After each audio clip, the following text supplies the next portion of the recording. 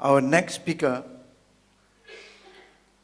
is a very special lady from the Philippines, Risa Ontiveros. She is the chairperson of the Akbayan Citizens Action Party of the Philippines and a former member of the Philippines House of Representatives. Madam Risa.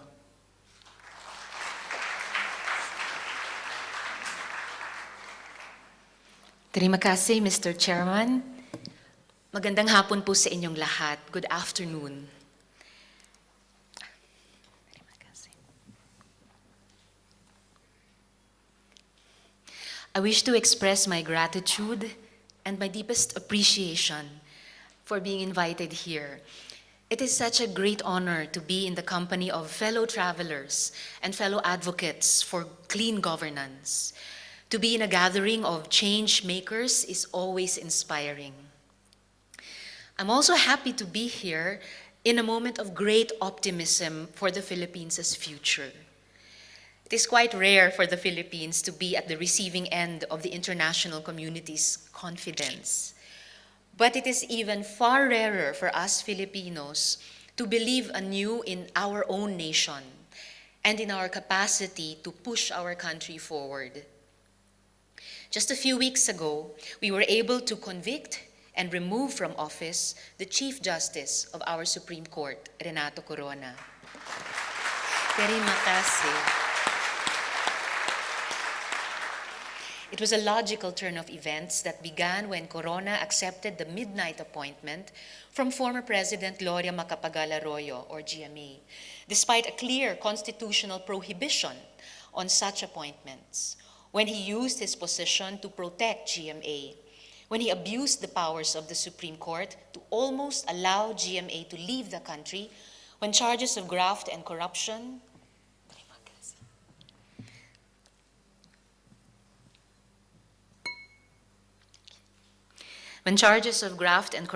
and fraud were filed against her.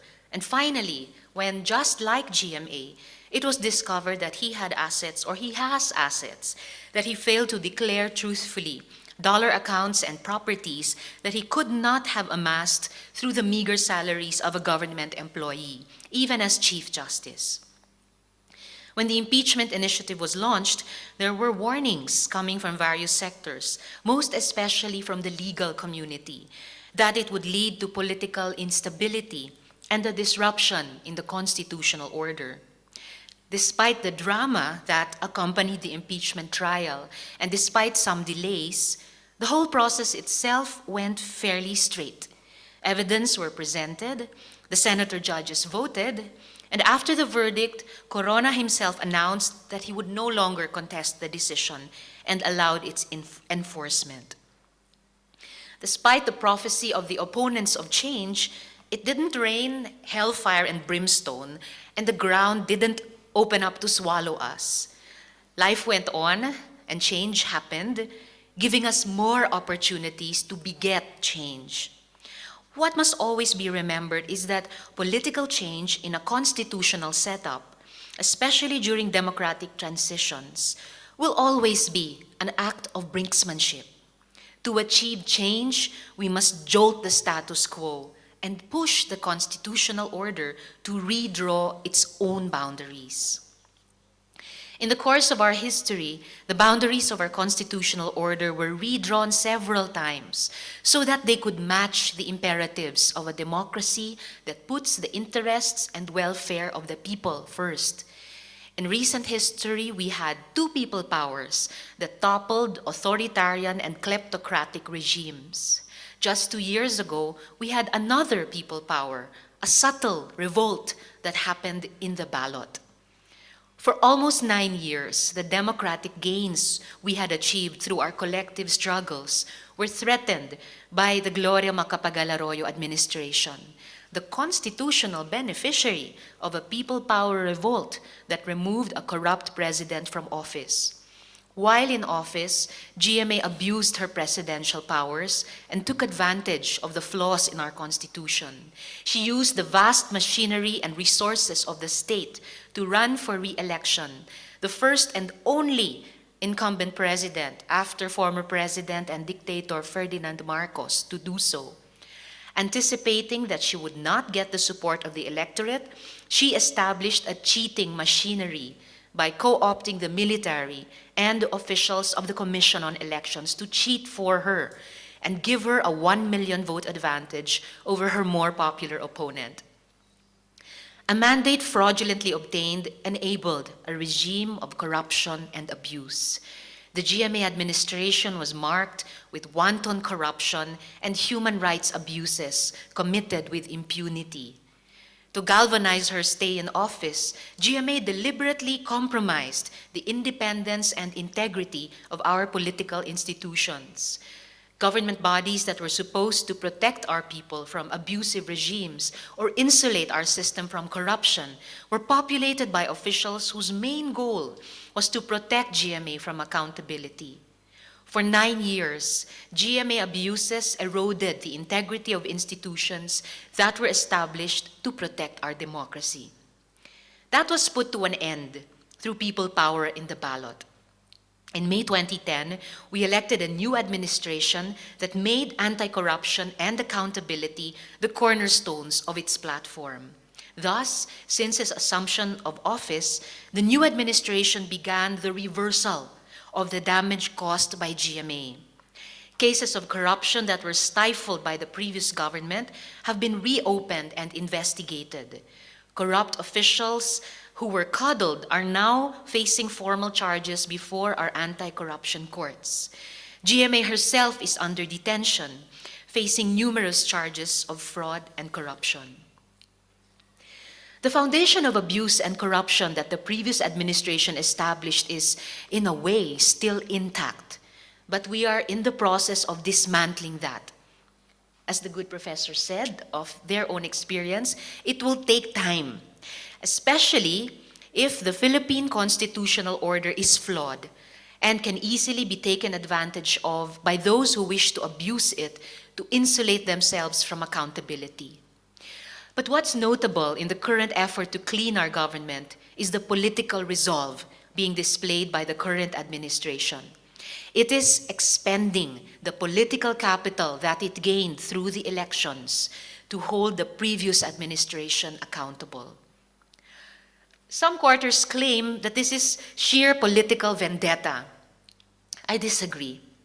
The current government was elected under an anti-corruption mandate, and it is only fulfilling what it was elected for.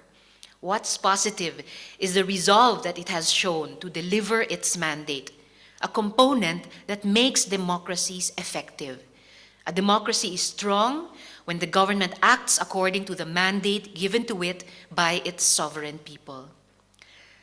What this should lead to, however, is a shift in the consciousness of the people. Abuse is also enabled when the people ourselves do not claim ownership over our own nationhood. When people feel that we do not have a stake in nation building, we make possible a culture of abuse and impunity. It makes it easy for abusive officials to commit their deeds, and it allows for the erosion of our political institutions. This is the bigger hurdle for Filipinos. We have successfully triggered political transitions, whether through the parliament of the streets or through people power in the ballot.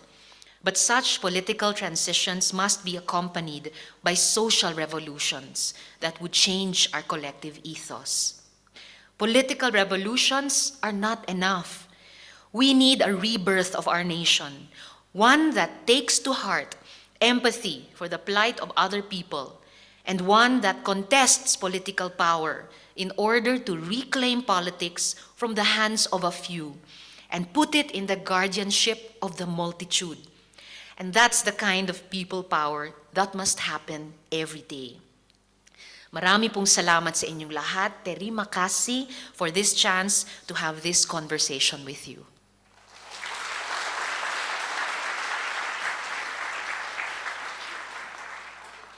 Thank you, Madam Hontiveros.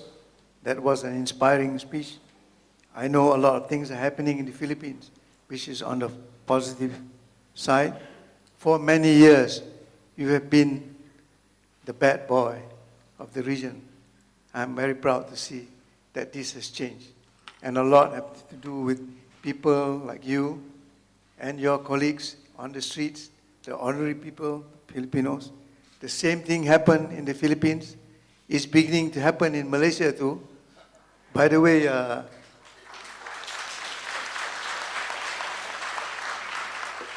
I'm using my blog to promote all this kind of stuff. As someone who's already in the driving a 7 Series in age, I want to see change happen in my country, and I believe that is possible. By the way, we put our Lord President under impeachment, but it was for the very wrong reason. He was doing his job, but I think you did the thing the better side on the getting the one who was supposed to protect the law under impeachment and be penalized for breaking the law. So nobody is above the law.